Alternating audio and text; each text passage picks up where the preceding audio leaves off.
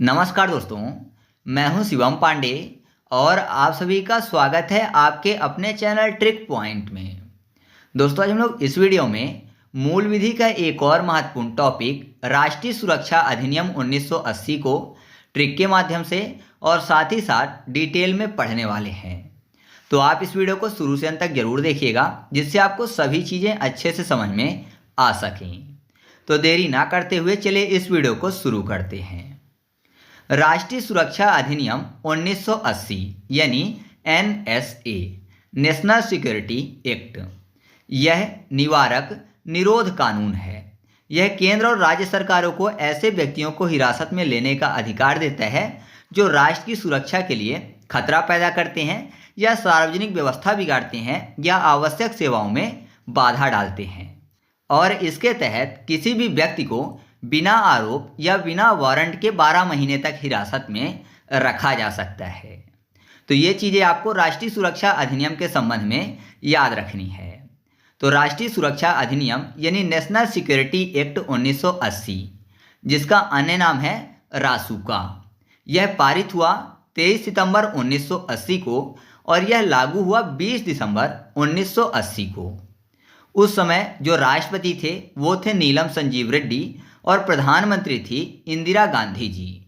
और वर्तमान में रासुका में यानी राष्ट्रीय सुरक्षा अधिनियम में कुल कितनी धाराएं हैं? तो कुल 18 धाराएं हैं। कहीं कहीं आपको 19 या 20 धाराएं लिखा हुआ मिल जाएगा, जो कि पूर्ण रूप से गलत है। रासुका में अभी वर्तमान में 18 धाराएं हैं। यहाँ पर एक शब्द आया राष्ट्रीय सुरक्षा, तो इसका मतलब क्या होता है? तो किसी देश को सैन्य और गैर सैन्य साधनों के उपयोग के माध्यम से हमले या अंतर्राष्ट्रीय खतरों से बचाना राष्ट्रीय सुरक्षा कहलाता है। जैसे सैन्य, आर्थिक, ऊर्जा, पर्यावरण खतरा आदि से बचाना। ठीक है, तो ये महत्वपूर्ण जो फैक्ट हैं राष्ट्रीय सुरक्षा अधिनियम से संबंधित आपको याद रखने हैं। अब हम लोग बात कर लेते हैं सुरक्षा की। तो सुरक्षा जो है वो दो तरीकों से की जाती है। एक होती है बाह्य सुरक्षा और दूसरी होती है आंतरिक सुरक्षा।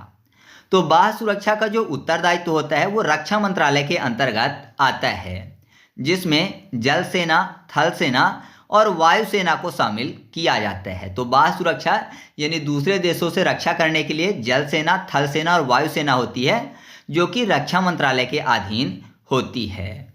दूसरा है आंतरिक सुरक्षा, और आंतरिक सुरक्षा का जो उत्तरदायित्व होता है वह होता है गृह मंत्रालय के अधीन।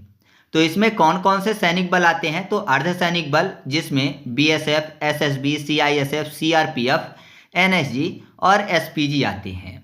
उसके अतिरिक्त राज्य पुलिस और केंद्र प्रवर्तन एजेंसियां जैसे कि NCRB, CBI, IB और CAPF, तो ये जो होती हैं ये सब की सब आंतरिक सुरक्षा में कार्य करती हैं।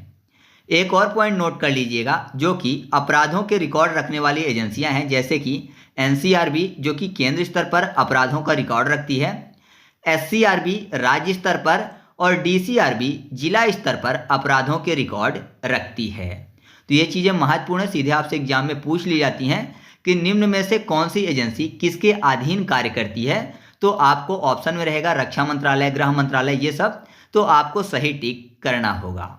ठीक है, तो आगे बढ़ते हैं।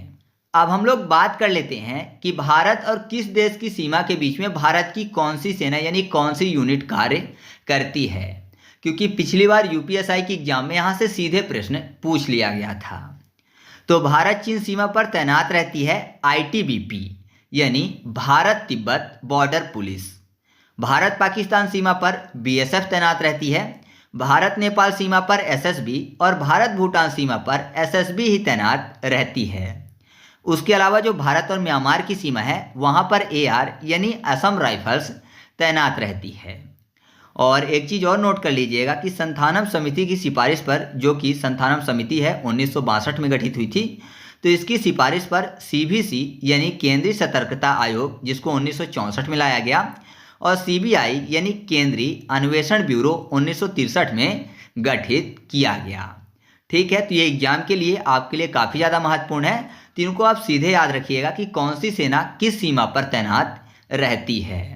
इसके अलावा मैं आपको बता दूं कि राष्ट्रीय सुरक्षा अधिनियम 1980 के अंतर्गत देश की सुरक्षा एवं प्रतिरक्षा को बनाए रखने के लिए निवारक निरोध कार्यवाही की जाती है।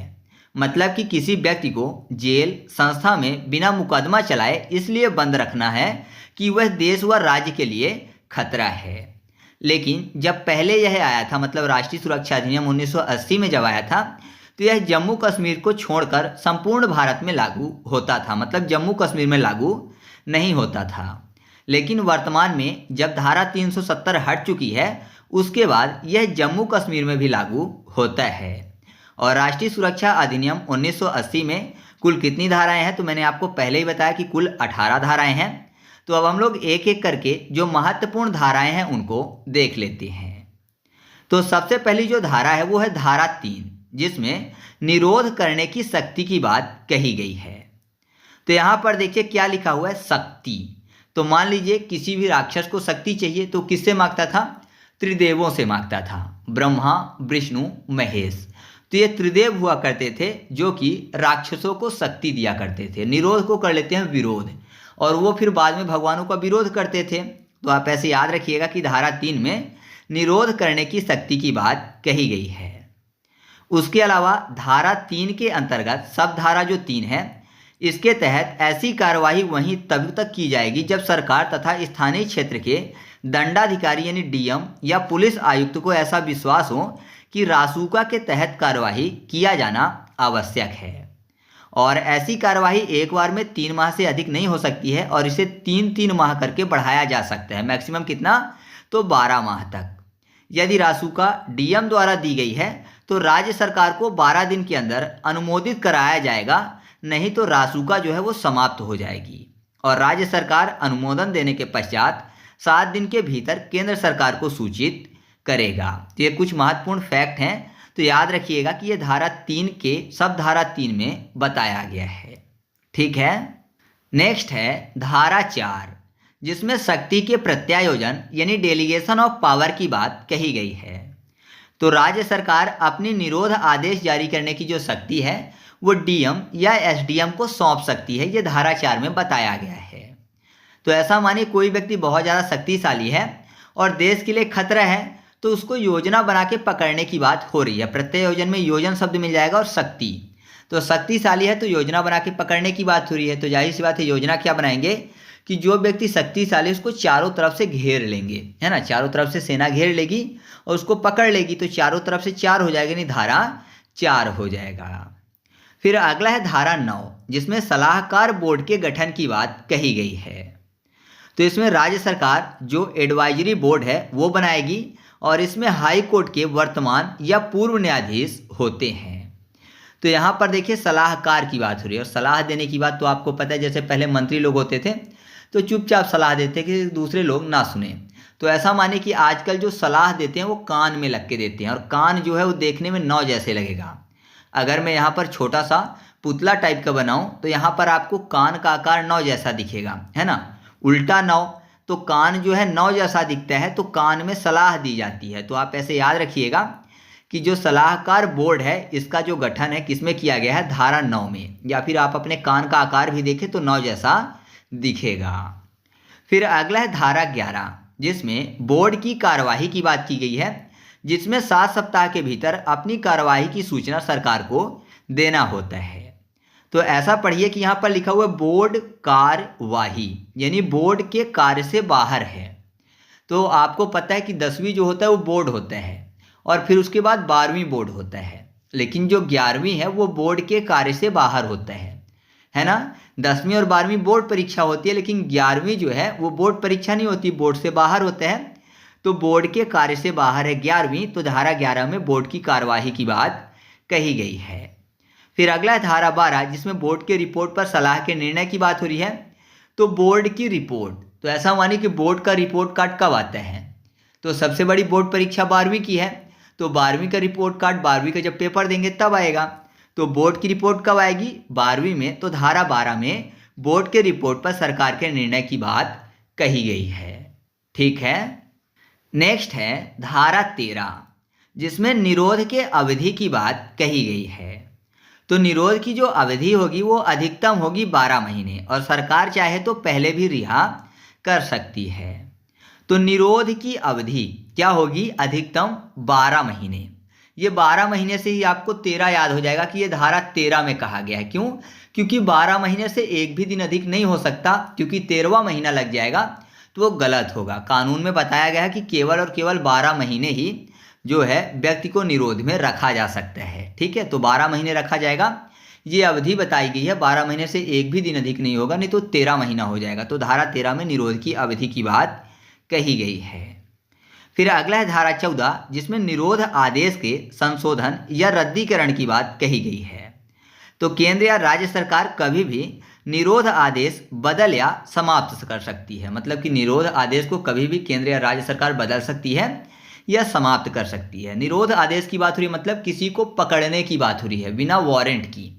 ठीक है, मतलब अगर कोई देश की सुरक्षा के लिए खतरा है तो रासुका के अंतर्गत उसको मैक्सिमम 12 महीने के लिए जेल भेजा जा सकता है, नज़रबंद किया जा सकता है। ठीक है, तो यहाँ पर देखिए रद्दीकरण की बात, मतलब रद्द करने की बात या संशोधन करने की बात।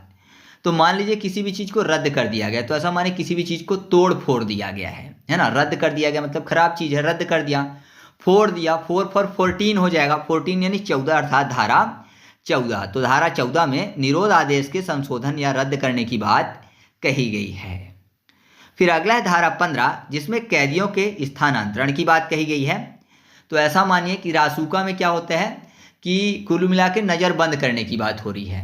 तो कोई भी देश के लिए खतरा होता है तो उसको काला पानी की भी सज़ा दी जा सकती है। पहले अंग्रेज देते थे, है ना। कोई देश के लिए खतरा होता था तो काला पानी की सज़ा देते थे। काला पानी की सज़ा, तो कैदियों को स्थानांतरण किया जाता था जहाँ काला पानी की सज़ा हो सके।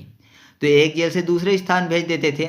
तो काला पानी, पानी फॉर पानीदरा अर्थात धारा 15। तो याद रखिएगा कि धारा 15 में कैदियों के स्थानांतरण की बात कही गई है और सबसे मुश्किल की सज़ा काला पानी की सज़ा।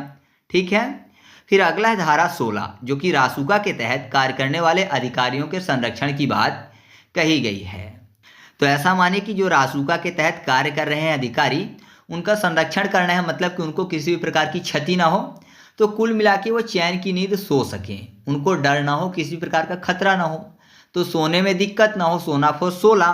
तो याद रखिएगा कि धारा 16 में रासुका के तहत कार्य करने वाले अधिकारियों के संरक्षण की बात कही गई है, जिससे वो चैन की नींद सो सकें। फिर धारा 18 है, जिसमें नियम बनाने की शक्ति की बात हो रही है। तो नॉर्मली ऐसा समझिए कि कोई भी बच्चा जब 18 साल का हो जाता है तो अपने नियम खुद बना सकता है, क्योंकि बालिग हो गया है। ठीक है, तो धारा 18 को आप ऐसे याद रख सकते हैं कि इसमें नियम बनाने की शक्ति की बात की गई है। तो इस तरीके से अपना वीडियो कंप्लीट हुआ। आपको वीडियो कैसा लगा कमेंट करके बताना है। वीडियो अच्छा लगा तो वीडियो को लाइक कर दीजिएगा और दोस्तों के साथ भी शेयर कर दीजिएगा। तो चलिए मिलते हैं अगले वीडियो में, तब तक के लिए जय हिंद।